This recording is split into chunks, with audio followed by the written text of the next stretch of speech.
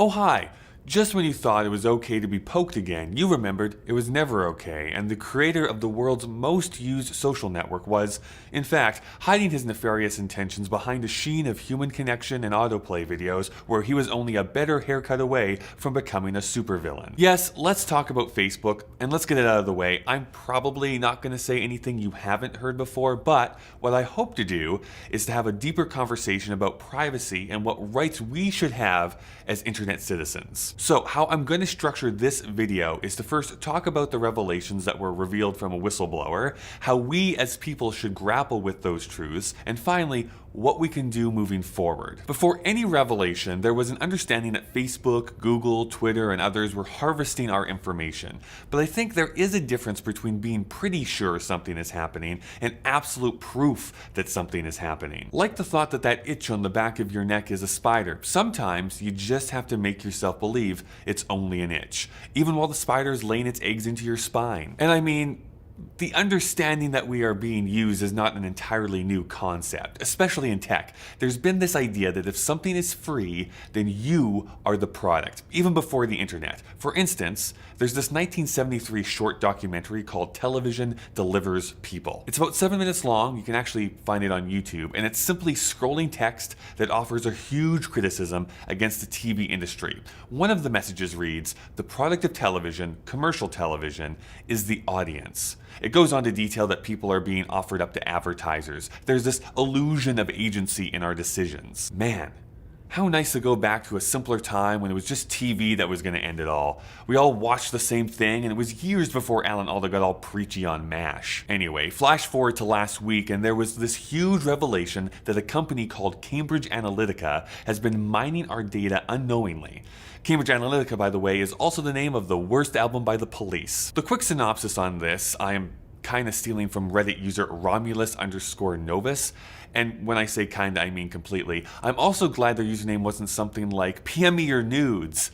Although I'm sure that PM me your nudes is a very nice person as well. So what Romulus_Novus writes is, Cambridge Analytica is a data analysis company funded by Robert Mercer that sought to use data pulled from Facebook for 50 million users to micro-target political ads and content at users to influence their vote. So a Cambridge lecturer by the name of Alexander Kogan, an expert in social media psychometrics, was granted permission to use a specific type of app by Facebook to pull user data. This allowed him to gain access not only to the users of the app, but also to pull the data of that user's friends, dependent on their privacy settings.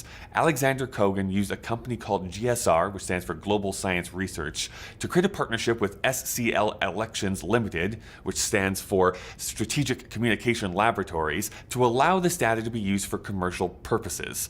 As per the original agreement with Facebook, at least according to Facebook, this was not allowed. Kogan argues otherwise. Cambridge Analytica was established as an offshoot of SCL Election Unlimited in order to create the algorithm needed to use the dataset pulled by GSR to actually create the targeted advertising. It was also headed for a time by Steve Bannon, who later went on to run Donald Trump's campaign and act as a key advisor until the two had a falling out in mid-2017. So, Cambridge Analytica have been caught up in the election of Donald Trump and the Brexit vote in the UK. Christopher Wiley, the whistleblower from last week, essentially states that Cambridge Analytica took part in these activities, which they knew to be at best rather dubious, in 2014 in order to get their data set.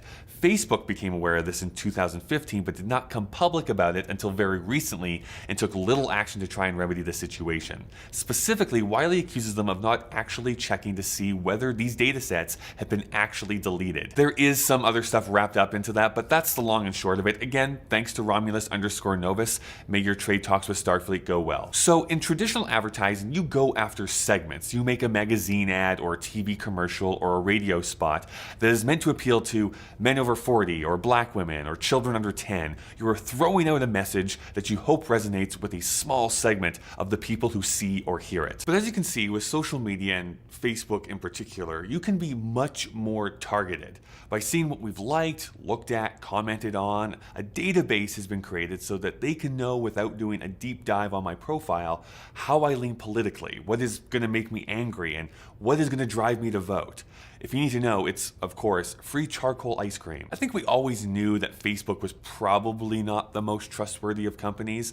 Their privacy settings have always been a little hard to navigate and defaulted to providing more information rather than less. This also proves a recent Reply All episode correct. Reply All is one of my favorite podcasts where they do deep dives on certain questions in the technology space. One of the hosts, Alex Goldman, showed that the somewhat conspiracy theory that Facebook is listening through the microphones of our smart devices so that they can service ads is not true.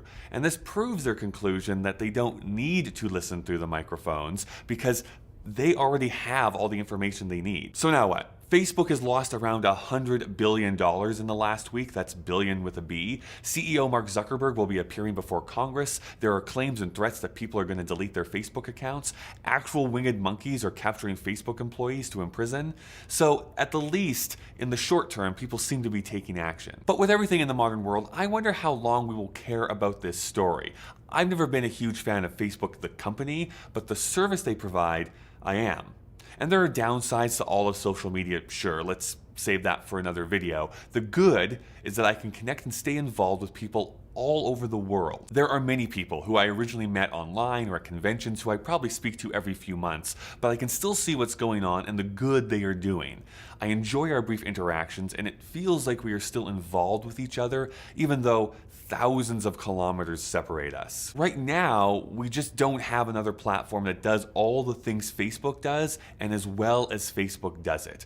We absolutely need and deserve competition, no question about it. However, Facebook has the consumer base, and I know that sounds gross, but as a new business owner, Facebook does great work at marketing.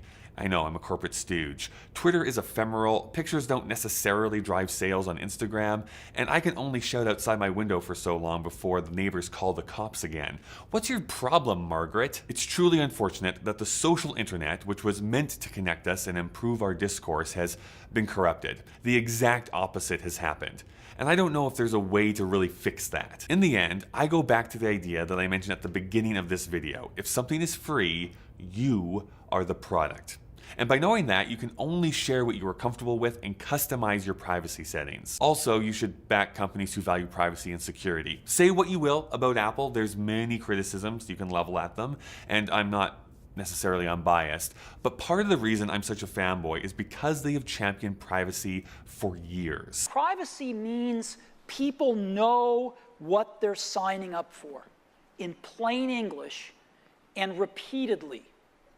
That's what it means. I'm an optimist. I believe people are smart, and some people want to share more data than other people do. Ask them. Ask them every time. Make them tell you to stop asking them if they get tired of you asking them. Let them know precisely what you're going to do with their data. Okay. That's what we think. Thank you. Apple wants your money, so much of your money, which is why it seems that it's lagged behind the competition for the last few years on voice and other metrics, but it's because they don't want to store your personal information or to know what it even is. Amazon is probably the worst, but Facebook, Twitter, Google all want your information. Not that I'm saying anything bad about Google. I personally love my corporate master. Please let my subscribers know when I upload a video. Why do they have to click on the bell? Please click the bell, by the way. I'll say that I love Google+. Seriously, the best is Google. The best is Google+. Oh, why is that so hard to say? So that's that, I suppose. What do you think? Which companies should we support? How do we hold them accountable? Should we regulate them? What information are you comfortable with sharing? Why is Google+? Why is Google Plus the best? Let me know down in the comments below. Thanks so much for watching. My name is Kyle. I upload videos every Monday and Thursday. Of course, there's the liking, commenting, and subscribing that I'm supposed to tell you about, but if you want to help me even more, you can become one of my Patreon supporters for as little as $1 a month. Listen, I promise to only use your personal information for my personal gain. Wait, I wasn't supposed to say that out loud.